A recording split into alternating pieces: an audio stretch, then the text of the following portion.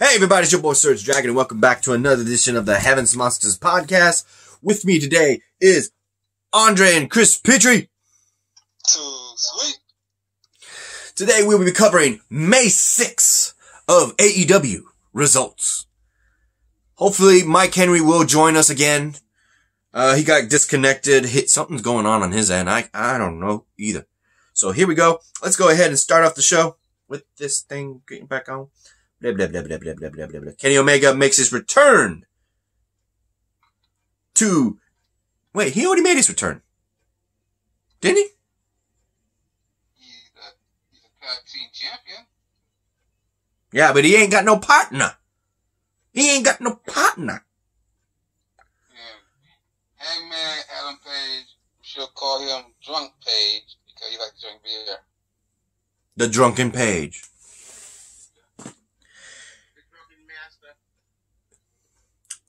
Hold my beer. Well, first up, we got Cody Rhodes going up against Joey Janela. Sounds like vanilla, but it's Janela. And he ends up winning the match with the crossroads on Joey Janela. Winner, Cody Rhodes. How you feel about that, boys? I think Cody Rhodes trying to get some extra momentum for the TNT Championship. If what side that title is. Uh-huh. Definitely trying. So that match is going to be at Double or Nothing? Yeah. 23rd. What the hell? Being shot up on here on this thing.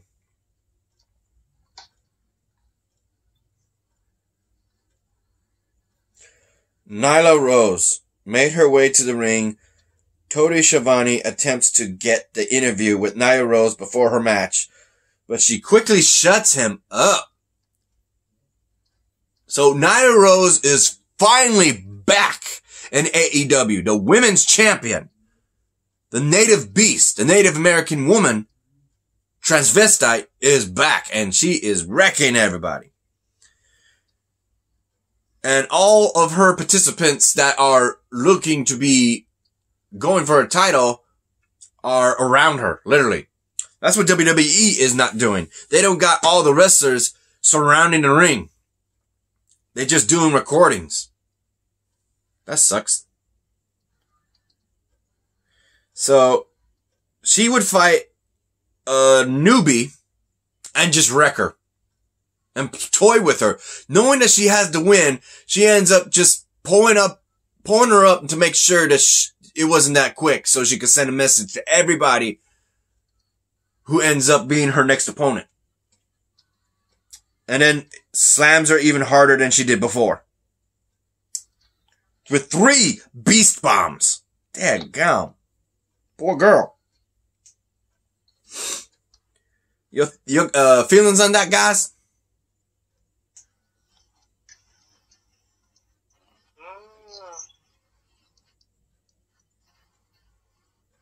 Your thoughts, Andre? Tell me, Andre. Tell me. It was alright so far, I guess. So you're okay with not the native beast whooping ass and taking names? Yeah, basically. You, Chris? She just too dominant. That's all I was going to say. She's too dominant. Yeah, buddy. Next up. Oh, me? Plain and simple. There's a reason why she's a champion. She proved it. Whooped ass, took names. Next up, we have a video package of MJF on the throne, his nice big chair, saying that when he comes back, and he's overhealed. How the hell are you overhealed? That is not a word. Overhealed.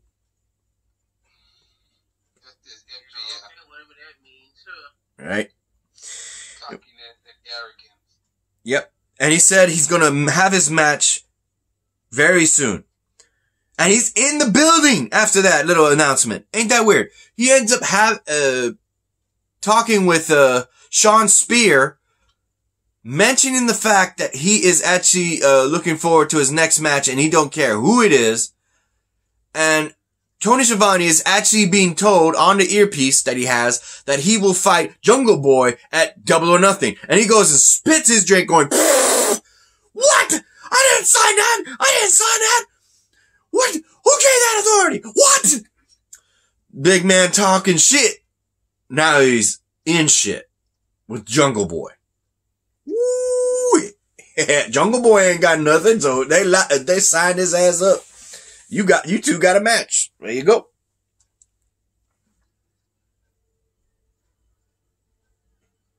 Yeah, they were saying that he was mentioning that he's not this, blah, blah, blah, blah, blah. Next up is the return of Jon Moxley going up against Frankie Kazarian, 1/3 member of SCU. Frankie Kazarian gives him one hell of a fight, but Jon Moxley put him down with the paradigm shift to retain, not to retain, the title wasn't on the line, to win the match. Your thoughts on that, Chris? Jon Moxley is a great champion and a fighting champion. He beat Kazarian to make a example of any top contender who want to face him for the championship, like the Dark Order. Yeah, I'll get to that in just a second. And what do you think, Andre, of Moxley's return? I'm glad Moxley returned. I wanted to see him beat up everybody. Well, he might get that chance because right after that match, it's a 7-on-1. 7-on-1. When all the masked flunkies of the Dark Order jump Moxley, and slowly coming to the ring is the head man himself, formerly known as Luke Harper. He is Brody Lee, the Exalted One, and he officially challenged to the open invitation that Jon Moxley left out last week's in his video before he said, and please, for the love of God, call your grandmother. She's an old lady. He actually goes and says that he wants to hear Jon Moxley accept that challenge and nothing else. So when he hands him the mic, just trying to catch his breath, he says, I accept. And then again, all those freaking minions just jump him again. Just, damn, man. Shit. Heel faction for sure. Your thoughts on that, Chris?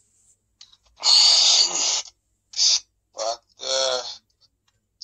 Christopher Daniels and Scorpion Sky came out to help Moxley and Frankie Kazarian. It was just too many. Didn't do a damn thing. And Dark Order and Brody Lee stole the AEW championship from Moxley. They just took it with them. Your thoughts, Andre? They jacked the... I'd like to see Brody take on Moxley and finally become a champion. But I still want to see Moxley be the champion, though. Yeah, but Brody Lee has the title. He stole it. I just want to see him go to war for the title. Oh, yeah. Yeah, it would be.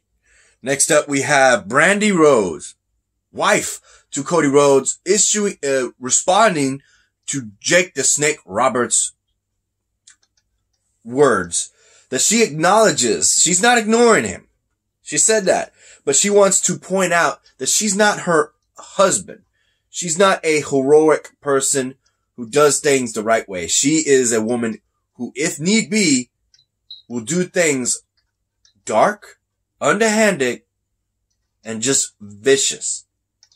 So She tells him to keep her name out of his mouth, and they won't have a problem. So Jake the Snake Roberts said what? First off, he's mentioning that he don't even remember her name. Each and every time he's on screen, he don't even call her by her name, Brandy. Brandy Rhodes. What does he call her? Whatever else. She calls her Elliot. She calls her this. Whatever name pops up in his head. That's how disrespectful he is. He can't even bother to remember her name. And I think he did it on purpose. Next up is the fact that he goes and said that maybe next time, instead of going after your brother, because you saw what they did to Dustin Rhodes last week. Yeah. He said that maybe next time we'll go after somebody else. You're this, you're that, you're that. Maybe your wife. Yeah. She doesn't like Jake the Snake, huh? No, she does not. So you just being a complete chump to her, huh? Yep. In which case, let's go ahead and mention the next match. Lance Archer goes on to beat QT Marshall, another person with affiliated with the Elite, also tag team partner of Dustin Rhodes. I did not know that. I know they tag teamed a lot, but I didn't know they were tag team partners. Dustin Rhodes and who? QT Marshall. The guy with the apple. Yeah. Well, Lance Archer just devastated and left him the submission, the claw, the claw to the face. He did that. That's one of his signature moves. He has not done that since he arrived. This is his first time seeing his submission move, the claw. What do you call it? EBD claw. With The mandible claw? No, the iron claw. Where it covers up the whole face and it's crushing it. Yeah. He calls it the EBD claw. What does EBD stand for? Everybody dies. That's his theme music too. Everybody dies. It's a metal song. Hold up, let me see. Yeah. Everybody dies. Like that. Yeah. And he does that. That's the first. You've been using that maneuver, New Japan Pro Wrestling. Yes, he did. Thank you for mentioning that. I tried to. Ooh, my phone's about to die. My phone. Ooh.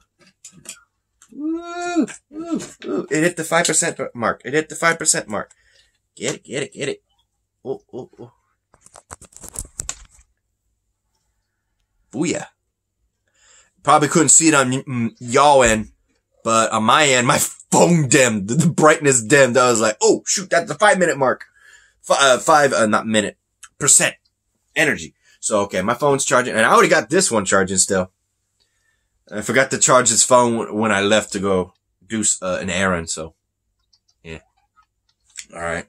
With that said, afterwards in that match, Lance Archer would actually get his hands on Brandy Rhodes and lay her out. And anyone that tried to come into her aid got laid out as well. Says this, during the match, Brandy Rhodes threw Britt Baker's shoe into the crowd. Yeah, that's right. Britt Baker laid her ass out for some reason outside the ring. Britt Baker is picking a fight with Brandy Rhodes. Oh shit. Has Brandy Rhodes ever gotten in the ring and wrestled, huh? Yeah, she has. She did that in Ring of Honor before AEW was formed. Oh, okay. I was watching some of those matches. They were pretty good. You still watch Ring of Honor? Yeah, I'm still watching. I got it on my phone. I'm behind. I'm like in last year where they had the, what do you call it? What was that pay-per-view what they do in December, Chris? With Ring of Honor? Yeah, Best in the World or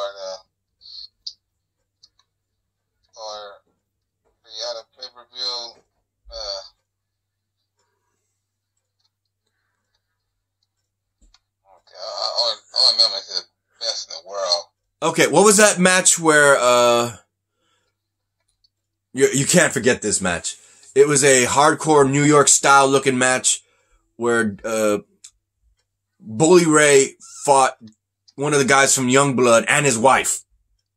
And had barbed wire tables. And he had... Yeah. What was that match? I mean, what pay-per-view was in that match? Final Was it Final Destination? Yeah, I think so. Something like that. Destination, a hardcore match. Yeah, that's what I was watching. That's the last match of the night of Ring of Honor before the year ends because it's Final Destination or something like that. Worlds Collide, I think it's called? No, that's not it. See, I've lost touch, but that's one of the last things I watched. So, in which case, let's get back with AEW. DDTing Rhodes on the floor and leaving her. Oh, shit. They DDT'd, no. That was Brandy Rhodes. Leave her in the mercies of Archer and Jack the Snake Roberts. Oh, and he brought out the snake. That's right. Jake the Snake Roberts put his snake. He actually had his snake that we had back in the WWE back days. And he actually put the snake on top of her. Oh, Brandy? Uh-huh. Damn. What is up with him and Brandy? It's Cody Rhodes. It's actually Cody Rhodes. That's who it is. Started the feud between them, or? Yeah. And when did he do this start it? I'd say 2 months ago. When Lance Archer and Jake the Snake Roberts were making their names known in AEW. Cody Rhodes started running his mouth, and now the feud started between him and this Jake the Snake and Brandy or something, or? Uh-huh. Yep. That's what this storyline's about. How it would end? I have no idea.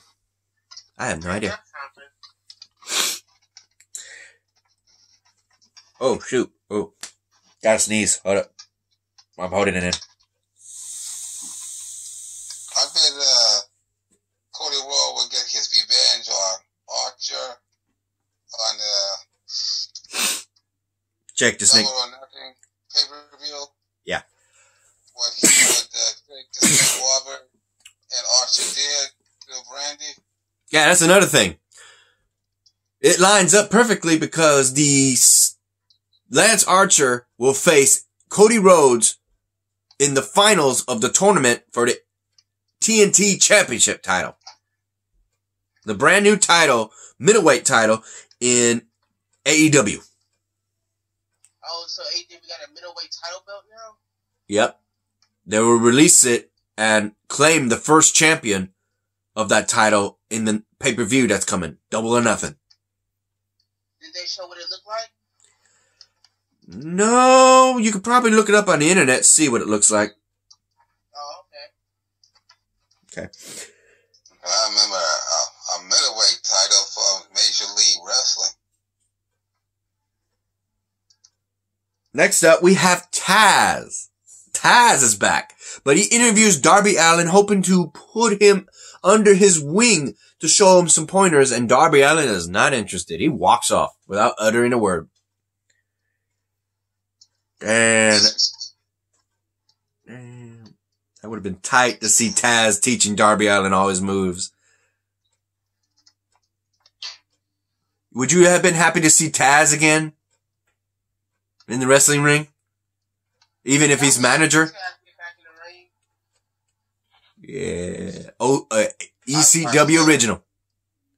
I watched Taz's best matches back in the day. Oh, I bet you did. I bet you did. Yep. I show you him versus Sabu. Okay, so now we're in the main event. A tag team street fight between Chris Jericho and Sami Guevara, calling themselves the Sex Gods. What? Dumb name. Oh, I know. And they're all over the stadium. It's more like a street fight. It's more like a Falls Count Anywhere match. God damn. And their opponents are the returning, well, he already returned last week, Kenny Omega and Broken Matt Hardy. At one point, Matt Hardy was put in an ice box. You know that? Ice box. Was put in the ice box, really? Yeah, you know the ice maker machine? He was thrown in there. Wow. They put him on ice, literally. And then it was just Kenny Omega versus Sammy Guevara and Chris Jericho, and they were doing everything they could to beat his ass up. They had popcorns, wet floor signs, street cones. God, they had almost everything. And then freaking Matt Hardy had a wardrobe change in that freaking ice box. And he starts turning on a golf cart and ran over Chris Jericho. Wow. And if that wasn't bad, if that wasn't bad enough, Jake Hager showed up and was one of the two people besides just Jericho that put Matt Hardy in the icebox in the first place. Oh, they were trying to get some Matt Hardy ice cubes, huh? Yeah, I wouldn't recommend getting any ice out of that freaking box for a while. They're gonna be some broken cubes. Pun intended. Pun intended. And just when you think that the match was going in the favor of Matt Hardy and Kenny Omega, here comes the final two members of Pride and Powerful, Ortiz and Santana, formerly known as LAX and Impact Wrestling. They went and jumped Kenny Omega and Matt Hardy, and they powerbombed them both. Matt Hardy goes through a table while Kenny Omega goes onto a top of a freaking golf cart and then gets hit with the back elbow Judas effect and ultimately pinned for the 1, 2, 3. The winners, the Inner Circles, Kenny Omega, not Kenny Omega, Chris Jericho, and Sammy Guevara. And it's funny, I don't know where they're at, but they're in a stadium. The area they were in had the ring, but they fought all the way to the stadium where the football games are held. And in the sign, you see the scoreboard, it says Inner Circle. And as the show was going off, all you see is all three of them sticking the middle fingers. Saying goodbye. That's what they were doing. So, dirty-handed tactics. Nobody bothered to help them. Nobody. Damn. Everybody just left them hanging, huh? Oh, I'll tell you this much, though. At the beginning of the match, Pineapple Steve, I think his name is, took a cheap shot at Chris Jericho. He punched him. And he already had a bat in his hand. Wow. Yeah, the same guy who does the wave with Sami Guevara. And Sami Guevara was like, what just happened? I don't know. Boom! So that's it for AEW. No sign or word from Mikey. He didn't say nothing. Probably busy, I guess. Mm-hmm. Rest of the game, I guess. Who knows? Alright. Anything else to cover, Mikey? Chris? No. Alright. So with that said, let's go ahead and end this video. Shall we? Might as well, I guess. I don't know. First up, a shout out to our boys, Xavier Hill, Mike Henry, and Andre Mitchell. A link to their YouTube channels will be in the descriptions down below, as always. And a remaining shout out to Chris Petrie, T-Money, Renee Farrell, and Delvin. I'm about to say your name again, Andre. Yo, what's going on? Her name's so nice, you had to say it twice. Andre. Give it a French accent. Andre. Bonjour, mon ami. Yeah. Yeah. With that said, if you like this video, give it a thumbs up. You didn't? Give it a thumbs down. Hit the subscribe button, like the content, and hit that notification bell right there if you want to see the next video with the Heavens Monsters podcast. I'm SergDragon. This is Chris and Andre. We'll see you next time. Bye-bye.